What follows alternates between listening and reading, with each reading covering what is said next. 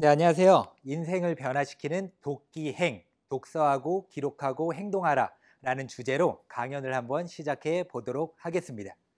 우선은요, 제 학창 시절 때까지의 인생 키워드를 한번 말씀드려 보도록 할게요. 이혼, 학대, 싸움, 폭주, 법원입니다. 아니, 도대체 19살 때까지, 학창 시절 때까지 어떤 삶을 살았길래 이 5가지 키워드를 꼽았는지 간단하게 말씀드리고 넘어가도록 할게요. 저는 3살 때 부모님이 이혼을 하십니다. 아버지는 건축업을 하셨는데 저와 형과 어머니를 버리세요. 어머니가 이혼을 당하셨을 때 수중에 단돈 5천 원이 있으셨대요. 여러분들, 아무리 제가 나이가 38살이고 35년 전이라고 하지만 젊은 여자가 아이 둘 키우면서 5천 원 가지고 살 수 있어요? 없겠죠? 이러면 굶어 죽겠다 생겼다 싶어가지고 외할머니 외할아버지한테 찾아가셨대요. 제발 쌀이라도 돈이라도 좀 지원 좀 해달라고. 그때 외할머니 외할아버지가 어머니한테 뭐라고 하셨을까요? 넌 이미 결혼해서 나간 여자니까 네가 알아서 살아라 하면서 내치셨대요. 어머니가 상실감과 좌절감이 굉장히 크셨었겠죠. 그래서 또 시골 홍성에 있는 할머니 할아버지한테 또 찾아가셨는데 또 똑같이 문전박대를 당합니다. 근데 아이들은 키워야 됐잖아요. 그래서 미용 기술을 배울까 재봉틀 기술을 배울까 고민을 하시다가 미용 기술을 배워야 되겠다고 마음을 먹습니다. 그럼 미용 기술 배우려면 어디로 가야 되죠? 학원을 가야 되잖아요. 근데 학원에 가 있을 때 저랑 형은 집에 박혀가지고 뭐 하고 있어요? 어머니 기다리면서 계속 울고 있으니까 그게 눈에 밟혀가지고 일을 제대로 배울 수 있을까요? 없겠죠? 그래서 어머니가 어쩔 수 없이 저랑 형을 홍성에다가 떼어 놓을 수밖에 없었습니다. 제가 3살 때예요. 근데 할머니 할아버지는 사랑과 정 듬뿍 주면서 잘 키워주셨거든요. 근데 비극은 7살 때 시작이 됩니다. 갑자기 아버지가 젊은 여자를 데리고 시골로 내려오신 거예요. 그래서 재혼을 하면서 저랑 형을 인천으로 데리고 가서 키우겠다라는 거죠. 근데 그 여자는요, 3번째 여자였거든요. 첫 번째 가정 버리고, 2번째 가정 버리고, 또 3번째 가정 만들겠다고 또 이제 시골로 내려오신 거죠. 결과론적으로는 아버지는 결혼을 5번 정도 하셨습니다. 그래서 친어머니와는 전혀 상의도 없이 저랑 형을 인천으로 보내게 되는데, 첫 번째 가정도 버리고 2번째 가정도 버린 아버지가 3번째 가정에 충실했을까요, 여러분들? 또 술 드시고 도박하고 다른 여자 만나는데 돈을 다 탕진하고 그리고 집에 안 들어와요.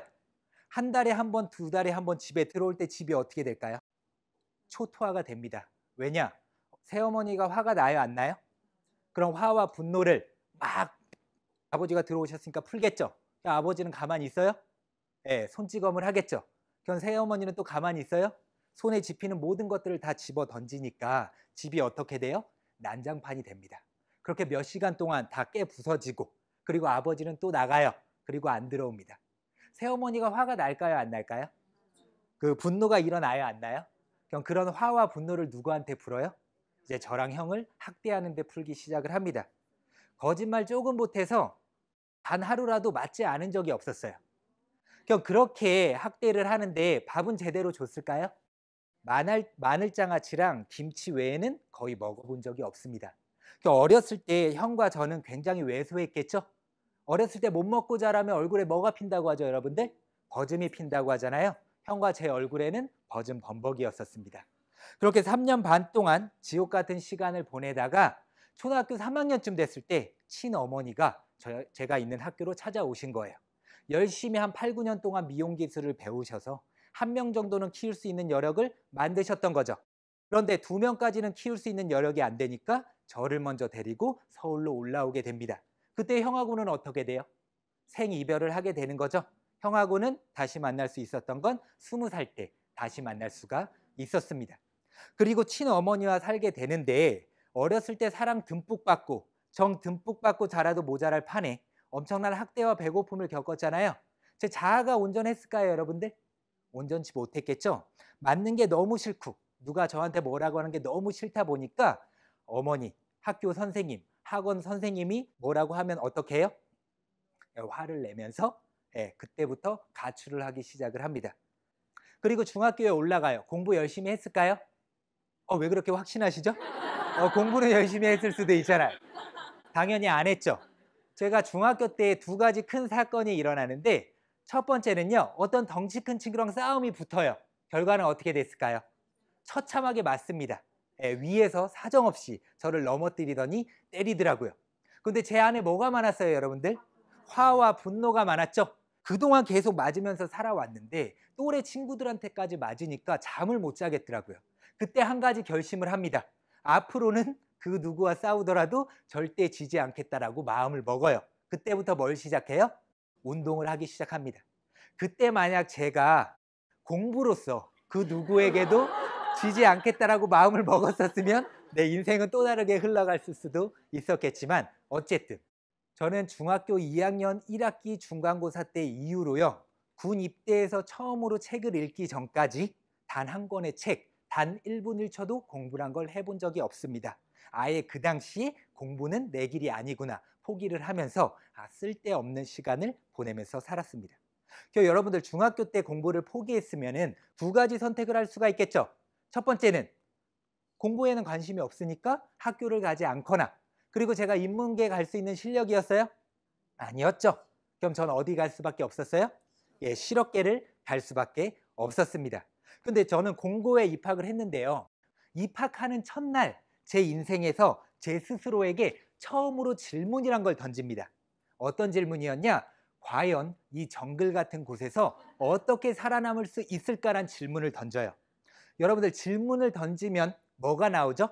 답이 나오죠? 그래서 좋은 질문을 던지는 게 그만큼 중요한데 저는 나쁜 질문만 그렇게 질 안 좋은 질문만 던지다 보니까 어쨌든 그런 질문을 던지고 그런 질문에 대한 답을 찾기 위해서 계속 머리를 쓰다 보니까 어떻게 돼요? 깊게 말씀드리지는 않겠지만은 진짜 머리를 쓰게 됩니다. 그때부터 싸울 때 박치기를 하기 시작을 했거든요. 계속 박치기만 해대다 보니까 아무도 저를 건드리는 사람이 없는 거예요. 네, 여러분들 인생을 살아감에 있어서 원칙 중요해요, 안 해요? 중요하죠. 그 원칙대로 실행하는 거 중요해요, 안 해요? 실행을 하다 보면 내가 원하는 결과를 만들 수 있어요, 없어요? 있겠죠. 그리고 중학교 3학년 겨울방학 때쯤에 학교는 진학은 하지 않고 오토바이를 타던 친구가 있었는데 배달을 하던 친구였거든요. 근데 그 친구가 배달 오토바이를 끌고 왔었는데 그때 제가 어떻게 했어요? 오토바이를 타봤었겠죠. 기분이 어땠어요? 오토바이는 절대 타면 안 되겠지만 그때는 내 인생의 즐거움과 쾌락이 여기 있었구나. 내가 왜 이 재미난 걸 이제 알았었지 하면서 뭘 시작해요? 오토바이 배달을 하기 시작합니다. 마음껏 오토바이도 타면서 한 달에 한 번씩 뭐가 나와요? 예, 월급이 나오죠. 차곡차곡 모아가지고 더 좋은 오토바이로 업그레이드를 해나가면서 적게는 50대, 많게는 100대 이상이 서울 전 지역을 휩쓸고 다닙니다. 아무 생각이 없었죠. 더 충격적인 사실은 고등학교 3년 동안 우리 학교에 영어 과목이 있는지 몰랐었어요. 그건 뭘 의미해요? 학교 공부와는 완전 거리가 먼 삶을 살았었다라는 거죠. 그럼 싸움 많이 하고 오토바이 폭주하고 어디랑 친해질 수밖에 없어요? 경찰서랑 친해질 수밖에 없죠. 경찰서에서도 해결이 안 되면 어떻게 돼요? 법원까지. 그래서 저는 고등학교 때 경찰서라든지 이제 법원에 들락날락 거리면서 계속해서 생각 없는 삶을 살았었습니다. 그렇게 생각 없는 삶을 살다가 졸업할 때쯤 됐을 때 담임 선생님이 저를 부르시는 거예요. 그러면서 딱 한 말씀 하셨어요. 근용아, 너 사회에 나가서도 지금처럼 살면은 인간 쓰레기밖에 안 된대요. 그러니까 제발 지방 전문대라도 좀 가라는 거죠. 근데 제가 지방 전문대라도 갈 수 있는 실력이었었어요? 아니었겠죠. 근데 지방 전문대랑 그 공고랑 자매결연이란 걸 이렇게 맺는 경우가 있더라고요. 그래서 담임 선생님 추천으로 입학금만 내면 몇 프로 정도는 100% 합격시켜주는 제도가 있었어요. 담임 선생님이 원서 다 써놓으시고 꽉까지 적어 놓으시고 너 100% 합격이니까 제발 지방 전문대라 좀 가라. 그래서 어머니한테 말씀드렸더니 모든 어머니들의 소원이 뭐예요? 자식들 대학 가는 거잖아요. 돈은 어떻게든 해줄 테니까 대학 가라 해서 입학을 합니다. 그러면 나이가 이제 앞에 숫자가 1에서 2로 바뀌었죠. 그러면 정신 차리고 공부 열심히 해야 되잖아요. 열심히 했어요? 왜 그렇게 확신하시냐고요. 열심히 했을 수도 있잖아요. 1학년 2학기 때 학점이 몇 점? 1.74. 그리고 1학년 2학기쯤 되면 나라에서 뭐가 날라와요? 남자는 영장이 날라오죠. 영장 날라올 때 그 기분 어때요? 네, 좋아요. 네, 도살장에 끌려가는 가축 마냥 하루하루가 너무 괴롭고 미치겠는 거예요. 7개월이라는 시간이 남았었거든요. 하루하루가 미치겠으니까 나에게 순간적인 즐거움과 쾌락을 줄 수 있는 무언가에 빠졌었어야 됐어요. 그래서 제가 뭐에 빠져요? 게임에 빠집니다. 그래서 하루에 10시간에서 많게는 18시간씩 스라스 아시죠? 그 게임만 하다가 군대에 입대를 하게 됩니다. 여러분들, 제가 군 입대 전까지의 제 삶을 좀 짤막하게 말씀드렸는데 저 어떤 삶을 살았었던 것 같아요? 너무 생각 없는 쓰레기요? 예, 너무 생각 없는 쓰레기 같은 삶을 인정합니다. 살았었잖아요. 근데 이렇게 살았던 사람들의 미래는 어때요, 여러분들? 뻔해 보이잖아요. 그런데 저는 어때요? 베스트셀러 책을 4권이나 내고 지금 여러분들 앞에서 강연을 하고 있습니다. 아니, 도대체 20대, 30대 때 어떤 변화가 있었길래 인생을 180도 변화시킬 수 있었는지 그 노하우에 대해서 또 하나하나씩 말씀드리도록 하겠습니다. 제 인생을 저는 군대에서 변화시켰습니다. 저는 21살 2002년도에 뭐가 있었죠? 월드컵이 있었을 때 군대에 있었던 운이 없는 사람이었는데요. 제가 군대에서 얻은 4가지가 있습니다. 첫 번째는요, 나를 돌아볼 수 있는 시간. 두 번째는요, 책과의 만남. 세 번째는 인생의 멘토, 또 배움의 기쁨을 군대에서 얻게 돼요. 하나하나씩 살펴볼게요. 나를 돌아볼 수 있는 시간. 여러분들, 제가 군 입대 전까지 생각이란 게 있었어요? 없었죠? 아무 생각 없이 살다 보니까 그냥 사는 대로 생각할 수밖에 없어요. 그런데 군대에 딱 입대를 하니까 매일 1시간 반에서 2시간 동안 생각할 수 있는 시간을 저에게 주더라고요. 무슨 시간이었어요? 명상이요? 군대에서 명상 이렇게 가르치나요? 할 수 있는 시간 주나요? 경계근무 시간이요. 그 누구도 피해갈 수 없이 군대에 입대를 하면 아침이고 오후고 새벽이고 꼭 하루에 한 번은 경계근무를 서야 됩니다. 그래서 여러분들 총 옆에 끼고 먼 산 바라보면서 1시간 반 동안 멍하니 있어 보세요. 무슨 생각이 들어요? 처음에는 내 인생을 비관을 하게 돼요. 내가 왜 대한민국 남자로 태어나서 대한민국 군대에 끌려와가지고 내가 이 짓을 하고 있지?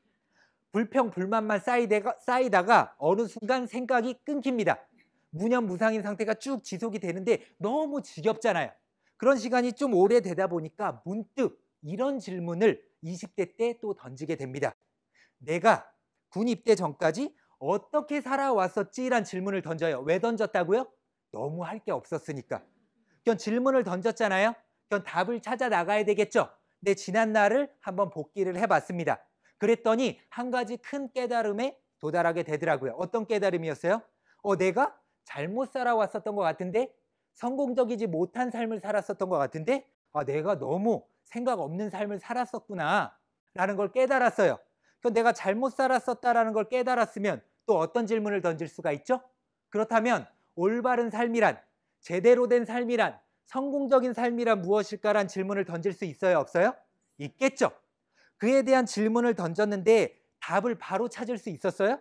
찾지는 못했지만은 그런 좋은 질문을 던졌다는 것 자체가 제 인생에서 결정적 순간이었었습니다. 그런 상태에서 두 번째로 책과 만나는 시간을 가지게 됩니다. 우연치 않게 내 인생을 변화시킨 2권의 책을 군대에서 맡게 되는데요. 첫 번째 책은 가시복이란 책입니다. 여러분들 많이 읽어보셨죠? 어떤 내용이에요? 아버지와 아들의 가슴 아픈 뜨거운 사랑 이야기잖아요. 그 책이 그 당시에 워낙 인기가 많다 보니까 군대에도 몇 권이 이제 보급이 됐었어요. 근데 자꾸 눈에 띄니까 책 한 번 읽어본 적이 없었는데 한두 장 읽어봤어요. 아버지와 아들의 가슴 아픈 뜨거운 사랑 이야기다 보니까 더 끌렸었나 봐요. 저는 아버지의 사랑을 1분 1초라도 받으면서 살아왔어요? 못 받았었잖아요. 그래서 뒷내용이 궁금해서 내무반에 앉아가지고 책을 읽어보려고 했어요. 이등병 막내가 위에 고참 29명이 있는데 책을 읽고 있는 거예요. 어떤 상황이에요? 전시 상황인 거죠. 소대가 발칵 뒤집힙니다. 또라이 후임 한 명이 들어왔는데 없는 일도 알아서 찾아서 만들어서 해야 될 이등병 막내가 책을 읽고 있는 상황. 그 당시에는 저희 부대에선 용납이 안 되던 상황이었어요. 그래서 어떻게 됐어요? 맞지는 않았어요. 왜냐, 2002년도 당시에 군 구타 근절 캠페인이 활발하게 이루어지고 있을 때 군입대를 해서, 근데 평생 얻어먹어야 될 욕을 그 당시에 다 얻어먹습니다. 밤마다 점호 시간 끝나고 저를 뒤뜰로 끌고 가가지고 위에 고참부터 차례대로 갈구는데 타령하고 싶더라고요. 하지만 그때 고참들의 갈굼에 못 이겨서 제가 책 읽기를 포기했다면 이 자리에 있을 수 없어요? 또 다른 질문을 던집니다. 어떻게 하면 고참들과 간부들 몰래 책을 읽을 수 있을까? 그때부터 어떻게 해요? 뱃속에다가 책을 숨겨가지고 다닙니다. 그리고 작업을 나가요. 50분 동안 열심히 작업을 하면 10분간 휴식이 주어집니다. 대부분 이 10분간 휴식 때 뭐예요? 다 담배 피거나 옆에 있는 사람들하고 이야기하면서 시간을 허비합니다. 하지만 저는 손을 번쩍 들고 화장실 가고 싶지도 않은데 배가 너무 아픕니다 하면서 화장실로 뛰어가요. 문 걸어 잠고 앉아가지고 그 5분 동안 1페이지, 2페이지를 읽었습니다. 또 야간 경계근무 끝나면은 다 자고 있고 불침번 한 명만 경계근무를 서고 있어요. 그 고참한테 화장실 좀 다녀오겠습니다. 배가 너무 아픕니다. 너 이 자식아 왜 이렇게 배가 그렇게 자주 아파? 그런 욕을 얻어가면서까지 책 읽기를 포기하지 않았어요. 가시곡이란 책을 인생에서 책이란 걸 처음부터 끝까지 읽었는데 책장을 덮는 순간 어때요? 온몸에 소름이 돋더라고요. 왜요? 책이란 게 이렇게 재미난 거였어? 책이란 게 이렇게 다양한 생각을 하게 만들어주는 거였어? 책이란 게 이렇게 다양한 간접 경험을 하게 만들어주는 거였어? 책을 읽고 나니까 그제서야 책에 눈을 뜨게 된 거죠. 여러분들 관심이 없었을 땐 전혀 보이지 않다가 관심이 생기면 그것만 보이는 현상 있죠? 책 한 권에 눈을 뜨니까 주변 곳곳에 좋은 책이 많다는 게 눈에 들어오더라고요. 그러면서 두 번째로 읽은 책이 뭐예요? 어머니 테네스라는 책입니다. 저는 그 책을 읽기 전까지 제 인생이 이 세상에서 가장 불행하고 불운하다라는 부정적인 생각을 가지면서 살았어요. 왜냐? 상황이 그랬잖아요.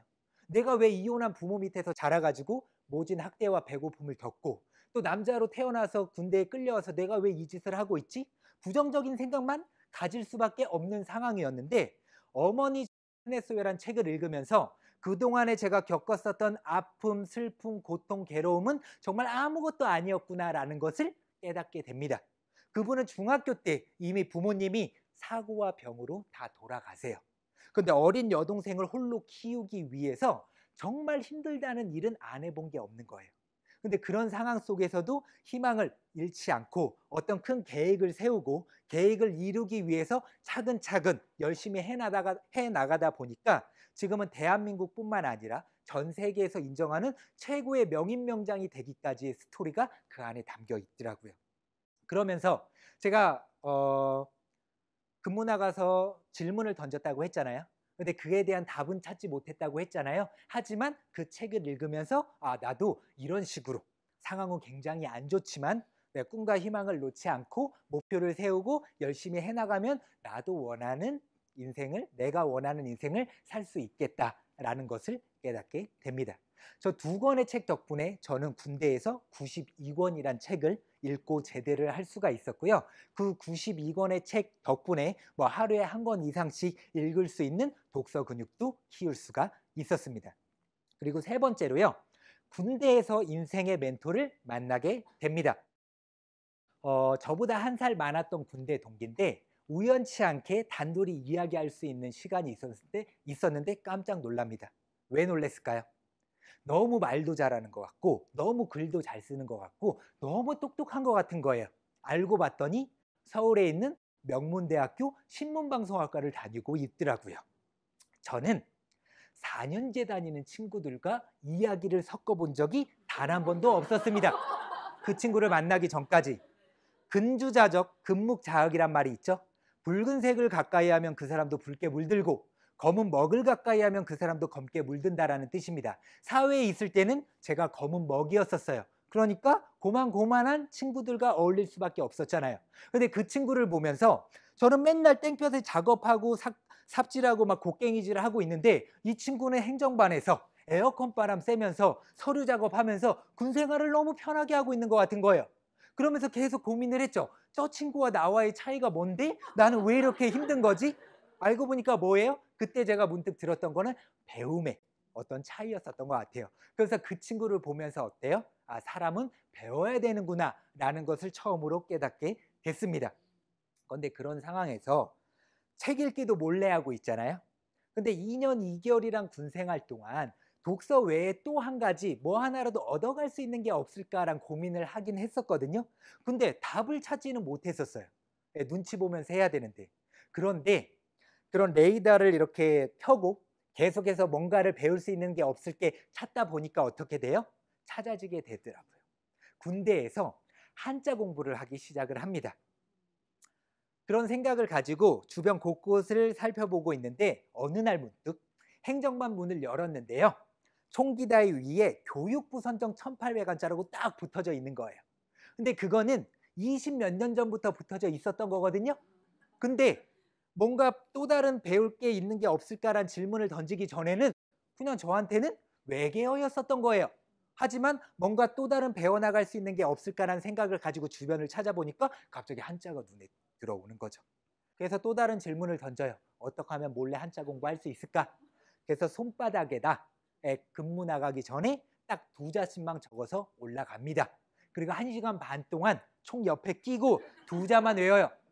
여러분들 1시간 반 동안 2자만 외우는데 잊어버려요? 군대에서 얼마나 외워야 될 게 많은데 그것도 못 외우면. 그리고 또 어떤 현상이 발생돼요? 그 지겨웠던 1시간 반 동안의 근무 시간이 어떤 시간으로 바뀌어요? 아무에게도 방해받지 않는 나만의 공부 시간으로 바뀌더라고요. 그렇게 100일 동안 외웠습니다. 몇 자 외웠죠? 200자 외웠죠? 그런데 우연치 않게 부대 복귀를 하는데 다 작업 나가 있고 저 혼자만 있었어요. 근데 간부님들이 보던 국방일보가 놓여져 있더라고요. 근데 국방일보 외에는 못 보는데 국방일보 있으니까 흥미로워요, 안 흥미로워요? 한두 장 펼쳐봤어요. 어떤 사진이 있길래 흥미로워서 옆에 있는 기사를 읽는데 예전에는 한자가 신문에 많이 나왔어요, 적게 나왔어요? 많이 나왔죠. 어떤 기사를 읽는데 한자가 나오는데 제가 외웠던 200자 한자 중에서 그 한자가 딱 나오더라고요. 한자가 한글처럼 읽혀요. 온몸에 소름이 돋더라고요. 이야, 이게 배움의 기쁨이구나 라는 것을 처음으로 깨닫게 된 거예요. 그냥 한자에 또 눈을 뜨게 된 거죠. 재미를 붙였죠. 주변 곳곳을 살펴보니까 고사성어에 관련된 또 책이 있고 또 한자 능력 검정 시험 5급 문제집이란 게 또 있더라고요. 그 2권도 몰래 숨겨가지고 하루에 6자씩 외워나갔습니다. 고사성어까지 추가해서. 그러니까 여러분들 고사성어를 외웠으면은 어떻게 해야 돼요? 써먹어야 되죠. 어떻게 써먹었어요? 저는 후임들을 갈굴 때 욕을 하지 않았습니다. 고사성어로 우아하게 갈궜어요. 무슨 뜻인지도 모르면서 자신들의 잘못을 깨우치곤 했었었죠. 여러분들 어때요? 네. 억지가 아닙니다, 여러분들. 네. 여러분들 어떤 누군가는 군대란 시간이 내 인생을 좀먹는 시간, 썩히는 시간, 낭비하는 시간이라고 생각을 하면서 무의미하게 보내는 사람이 있는 반면에 어떤 누군가는 생산적인 질문을 던지고 그에 대한 답을 찾아 나가면서 열심히 하나하나 해 나가다 보니까 인생이 바뀌어요, 안 바뀌어요? 물론 단번에 바뀌진 않지만은 계속 그런 노력들이 계속 쌓여 나가면서 더 잘해 나갈 수 있는 힘을 얻게 됐었던 거죠. 그리고 군 제대 후에 전문대에 복학을 합니다. 1학년 때 몇 점이었어요? 1.74. 2학년 때는요? 4.5 만점을 받게 됩니다. 박수 한번 쳐주셔야 되는 거 아니에요?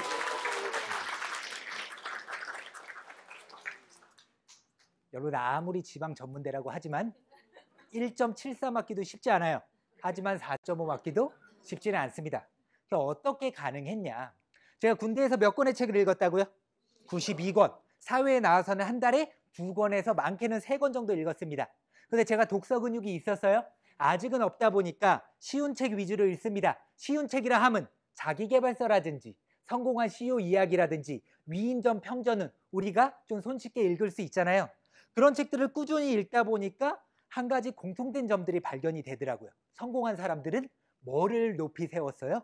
목표를 세우고 그 목표를 이루기 위해서 목표를 잘게 세분화했더라고요. 그래서 오늘 무엇을 해야 될지를 적어놓고 열심히 해나갔더니 대부분 자신이 원하는 모습대로 살게 되더라. 그건 책을 통해서 간접 경험을 통해서 성공자들의 성공 방식을 알게 됐죠. 그럼 어떻게 해야 돼요? 실천을 해야 되죠. 그래서 어떤 식으로 실천을 했냐?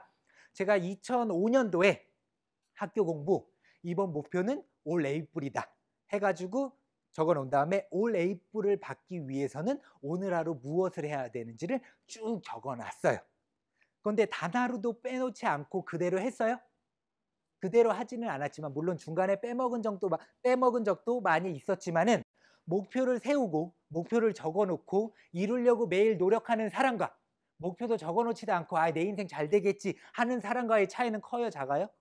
클 수밖에 없죠.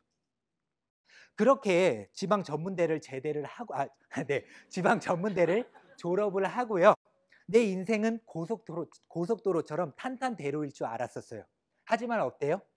계속해서 좌절, 실패를 겪더라고요. 그렇게 힘들고 어려운 상황 속에서도 절대 포기하지 않은 세 가지가 있습니다. 뭐를 포기하지 않았을까요? 독서를 포기하지 않았고요. 또 기록하는 것을 포기하지 않았고, 또 기록해 놓은 것을 실천하는 것을 포기하지 않았습니다. 우선은 저는 인생을 변화시킬 수 있는 힘이 세 가지라고 생각을 하거든요. 그 세 가지에 대해서 좀 말씀드리도록 하겠습니다. 첫 번째는요, 인생 목표 정하기. 저는 이게 가장 중요하다고 생각해요. 두 번째는 독서. 당연히 중요하고요. 또 기록하는 거 물론 중요하겠죠. 하나하나씩 세부적으로 말씀드려 보도록 하겠습니다.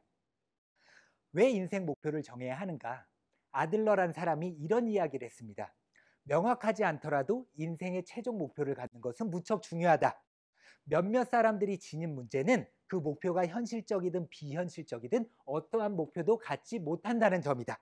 나는 어떤 확고한 목표가 있다 하시는 분 한번 손 들어 볼까요? 네, 꽤 많이 드시네요. 예, 답은 받지 않겠습니다. 예, 나중에 끝나고 또 저한테 살짝 말씀드리면 되고요. 근데 대부분 목표가 없이 사는 분들이 많아요. 그리고 두 번째로요, 목표가 없는 사람은 목표가 있는 사람을 위해 평생 일해야만 하는 종신형에 처해진대요. 제가 20대 중반 때 이 문장을 접했거든요. 그런데 나는 남에게 종속되는 삶을 살고 싶지 않은 거예요. 그래서 또 어떤 질문을 던졌어요?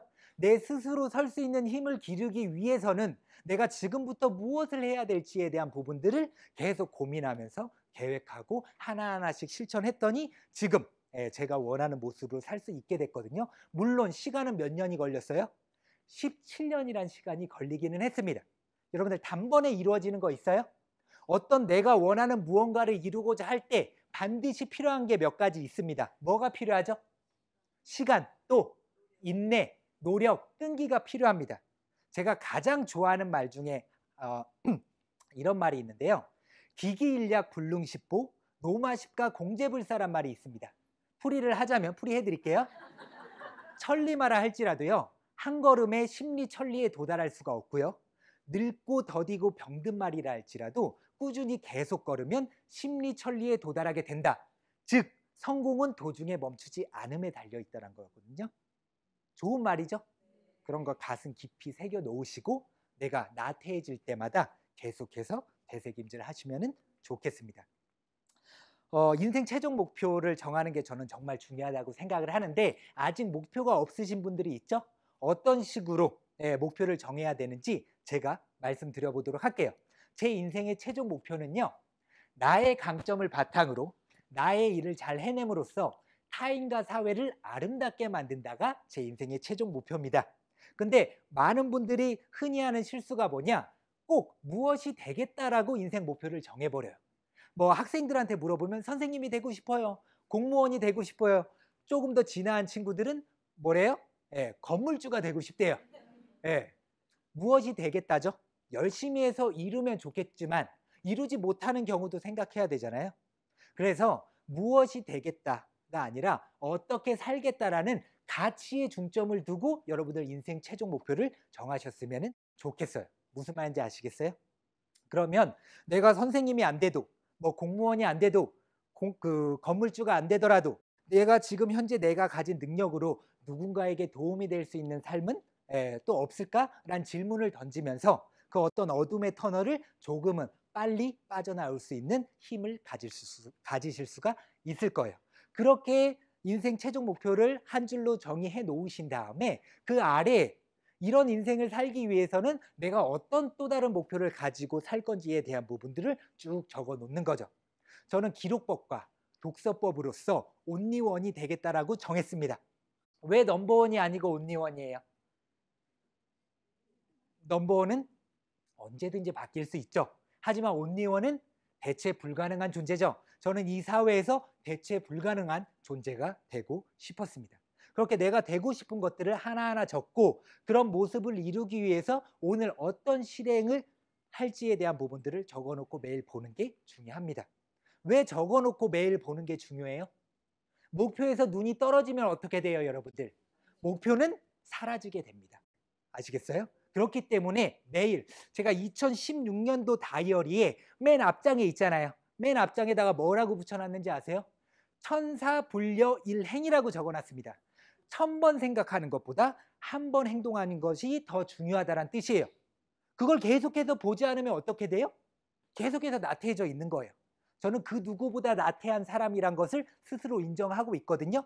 그래서 그 나태함을 극복하기 위해서는 제 스스로 그런 식으로 노력을 해 나갔어야만 했습니다. 그리고 아이가 이제 제가 굉장히 젊어 보이잖아요. 그리고 결혼도 안 한 것 같이 이렇게 생겼지만은 지금 3살, 2살 연년생 아들 둘을 키우고 있어요. 근데 저는 결혼하기 전부터 와이프한테 자기야, 나는 나중에 자식들이 태어나면은 대한민국뿐만 아니라 전 세계에서 자식들에게 가장 많은 책을 읽어주는 아빠가 될 거야 라고 다짐을 했습니다. 왜? 어떤 목표가 있으면 옆에 있는 사람들한테 떠들어대야죠. 그래야 왜 안 하고 있으면 너 왜 안 하고 있냐고 뭐라고 하잖아요. 그래서 아이가 태어났어요. 분유를 먹이면서도 한 권의 책을 100번씩 읽어주고 있습니다. 이야, 그게 가능해? 애기들 책 글씨 얼마 안 되잖아요. 그런데 앞장을 펼치고요. 포스트잇을 맨 앞장에다 붙여놓고 읽어줄 때마다 한 번씩 다 체크를 했어요. 그래서 100번 읽어줄 때까지. 그럼 여러분들 책값이 아까워요? 안 아깝죠? 그리고 와이프랑 제가 아이들한테 읽어준 책들을 다 정리를 하고 있습니다. 그리고 어느 정도 의식이 깨어 있을 때쯤 아빠와 엄마가 너를 위해서 네가 아기 때부터 이렇게 많은 책을 읽어줘 왔다. 너는 독서의 자부심을 가지고 책을 통해서 네 살 길을 알아서 찾아라. 멋지지 않아요? 그런 식으로. 근데 이런 것도 기록해놓고 자꾸 보지 않으면 어떻게 돼요? 또 주변에 알리지 않으면 어떻게 돼요? 소파에 앉으면 힘들 때는 읽어주고 싶지도 않아요. 근데 와이프가 옆에 딱 지나가면서 자기야, 전 세계에서 가장 많은 책을 읽어주는 아빠가 될 거야 라면서 지금 뭐 하고 있어? 근데 어느 날 정말 신기한 경험을 하게 되는데요. 아이들은 영상에 많이 현혹이 되잖아요. TV가 있고 TV 옆에 서재가 있습니다. 근데 제가 소파에만 딱 앉아있으면 어떻게 돼요? 서재로 막 뛰어가요. 그리고 책 2-3권을 제 앞에 딱 던져요. 막 그래요. 뭐래요? 빨리 읽어달라고. 계속 읽어줘야 돼요. 언제까지 읽어줘야 돼요? 고객이 만족할 때까지. 장모님이 잠깐 김치만 주려고 딱 오셨어요. 갑자기 또 책 몇 권 들더니 장모님 앞에 던져요. 읽어달라. 5분 있다 가시려고 했는데 1시간 반을 붙잡혀 있었습니다. 왜?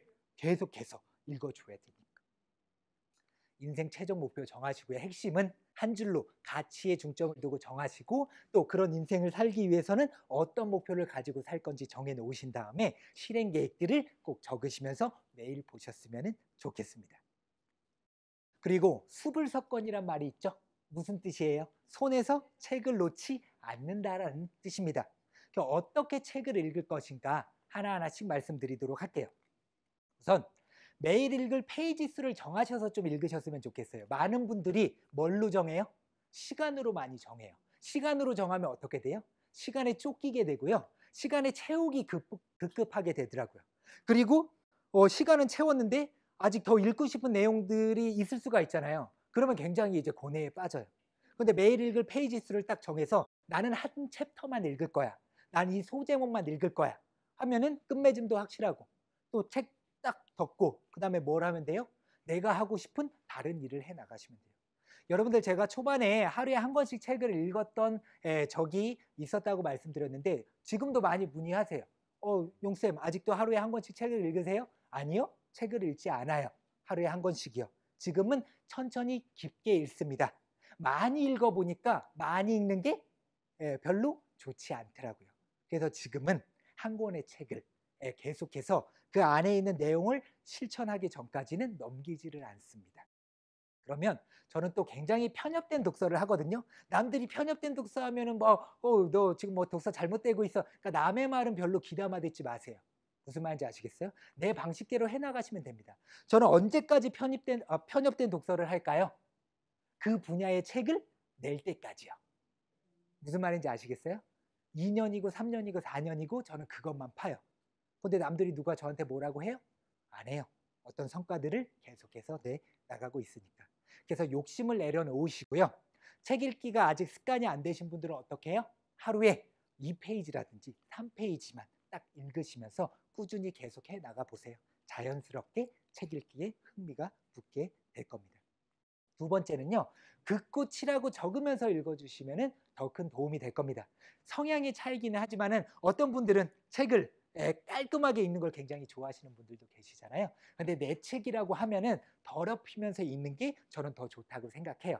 여백들이 있잖아요. 그 여백에다가 책을 읽으면서 떠올랐던 어떤 아이디어라든지 또 이거는 미처 생각하지 못했었던 어떤 뭐 그런 문장들이라든지 어떤 생각들 또 저자와는 또 다른 생각이 있을 수 있잖아요. 그런 생각들을 적어 보세요.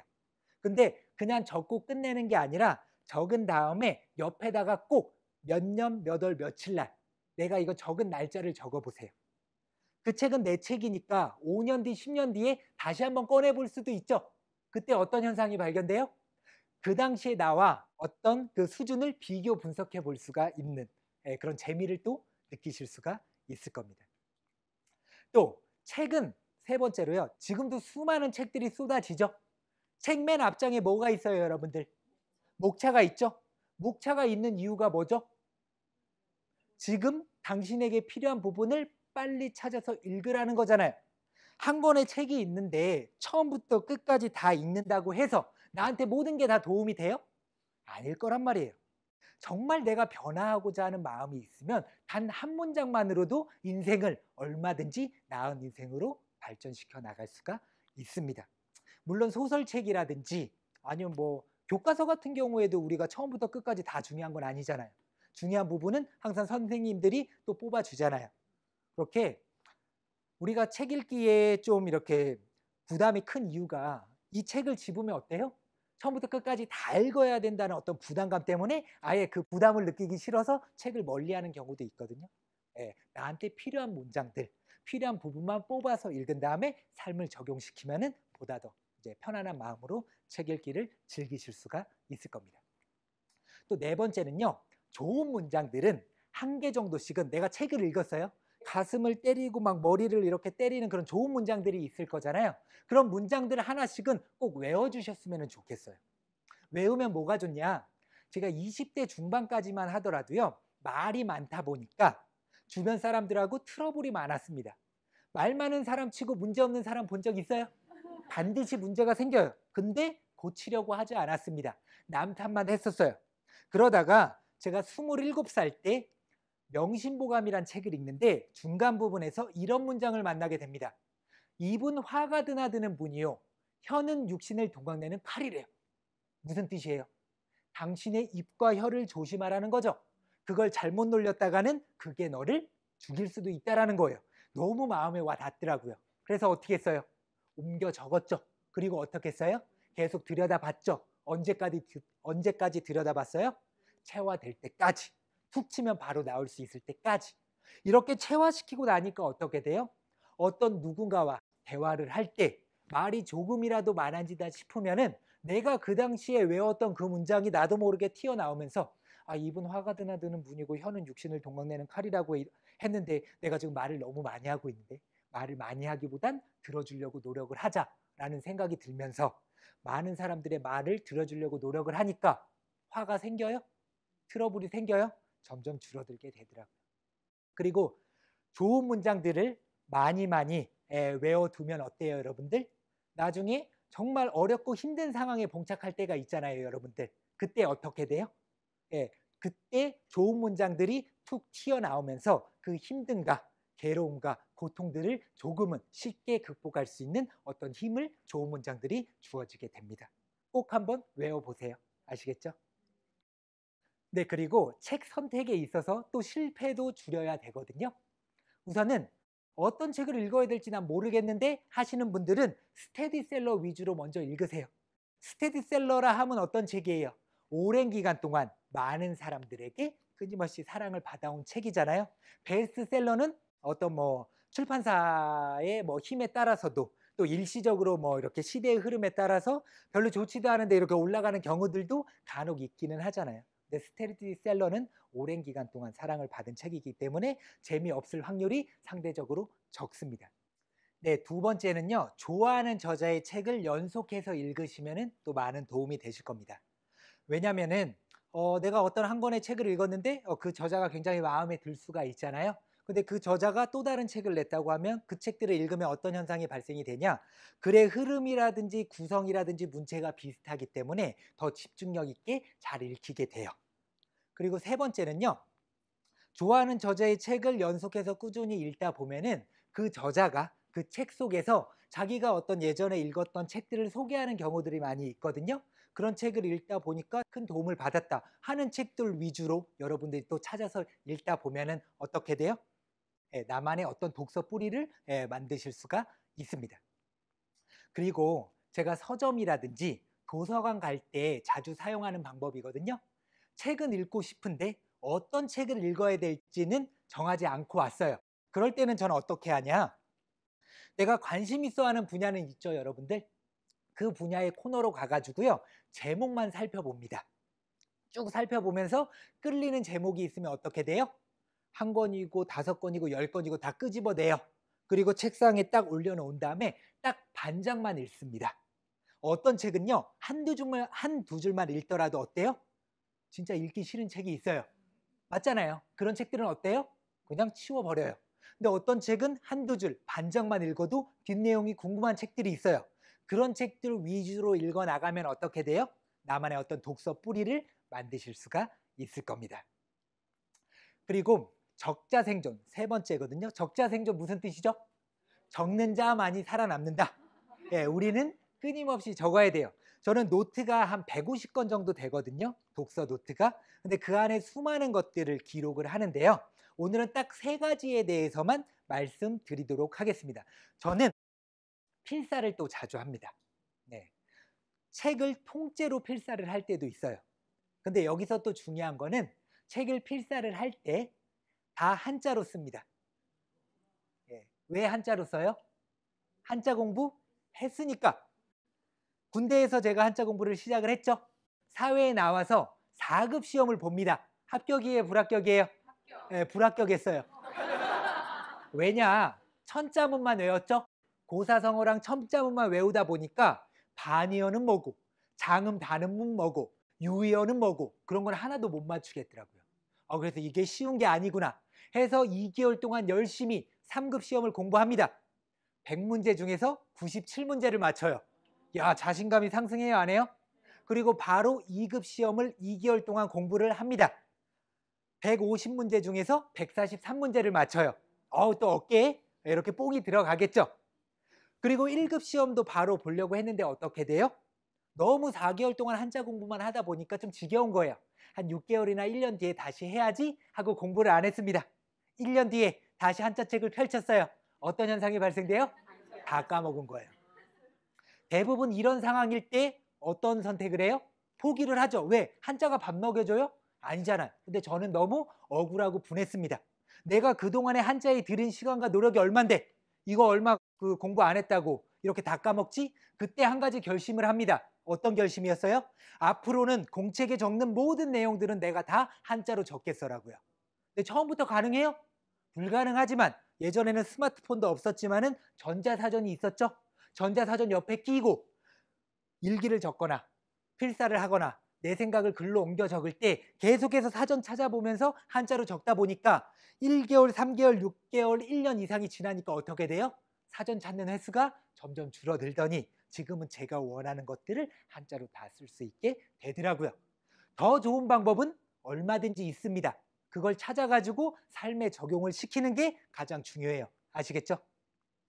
근데 책을 통째로 필사하기에는 좀 쉽지 않잖아요. 그러니까 여러분들은 짧은 문장이지만 우리에게 깊은 울림을 주는 그런 책들 있잖아요. 그런 책들 한 권 구입하셔가지고 한두 줄 아니면은 뭐 반장 정도만 읽으시는 거예요.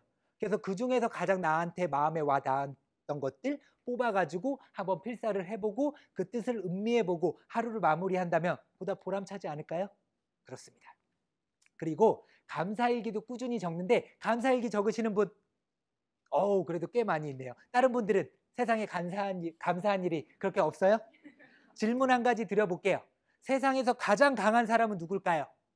네, 자기 자신을 이기는 사람이래요. 어머니일 수도 있어요. 그래서 세상에서 가장 부유한 사람은요? 지금 현재에 만족할 줄 아는 사람이라고 합니다. 그럼 세상에서 가장 지혜로운 사람은요? 매일 끊임없이 배우는 사람이래요. 마지막으로 세상에서 가장 행복한 사람은요? 감사할 줄 아는 사람이라고 합니다. 감사일기를 쓰면 감사해져요, 안 해져요? 해지겠죠? 그래서 오늘부터 감사일기를 한두 개라든지 5개 정도씩 쓰시면서 또 가족이 있으면 가족끼리 쓰시면서 하루를 마무리한다면 보다 보람차게 하루를 마무리할 수가 있겠죠. 마지막으로요. 책을 읽고 남는 게 없어요 하시는 분들이 너무 많아요. 책을 읽고 왜 남는 게 없어요? 기록을 하지 않기 때문에 남는 게 없죠. 그런데 내가 한 권의 책을 읽었는데 수많은 어떤 시간과 노력을 들여서 책을 읽었잖아요. 근데 하루, 이틀, 일주일, 열흘이 지나니까 뭘 읽었는지 기억이 안 나. 그럼 어때요, 여러분들? 책 읽고 싶은 마음이 나요? 그러면 그 시간이 의미 없는 시간이 돼버린 거잖아요. 그렇기 때문에 여러분들은요, 우선 욕심을 내려놓으시고 책을 읽고 꼭 좋았던 문장들 5가지만 뽑으세요. 5가지 중에서 어떻게 해요? 가장 좋았던 거 한 가지만 꼽아가지고요. 그 한 가지를 실천해야 돼요. 언제까지 실천해요? 네, 체화될 때까지 실천하시면 됩니다. 마지막으로요. 책을 읽기 전과 후가 같다면 그건 어때요? 책을 읽지 않은 거예요. 형, 강연을 듣기 전과 들은 후가 같다면 그건 뭐예요? 강연을 듣지 않은 겁니다. 오늘 배우신 내용 꼭 하나 정도씩 뽑으셔가지고요. 바로 실천하는 여러분들이 되셨으면 좋겠습니다. 감사합니다.